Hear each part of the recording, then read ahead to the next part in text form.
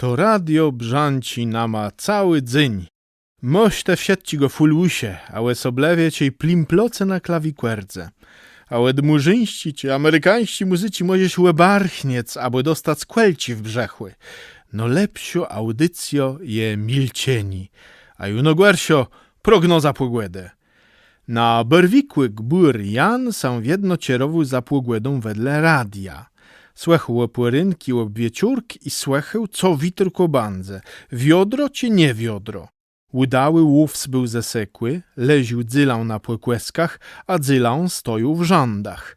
Słynuśkłe swiceło, a niebłe było bez chmurci calechny dzyń. Wieczór rzekła Białka do Jana. Wale ten łówc w tych żandach, ale i ta do stodołę, bo w noce mogłoby padać.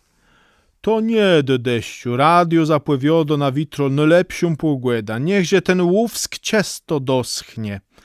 A w nocy nad rena przesiedł grzmłet i tej płecił deszcz, lec się aż preściało. Tej nasz Jan stracał wiarę w to radio.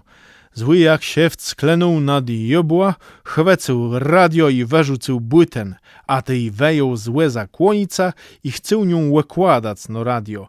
Ale jego rozemno Białka chwecała głeza ślec i rzekła. Jeste głupi, Janie? Czy nace barch przechłedzy? To radio nimowine lete.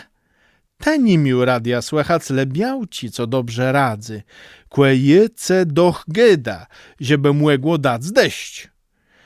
Niech to bandze dlece łestrzegą i nauką, że białci trzeba wicy słychać jak radia.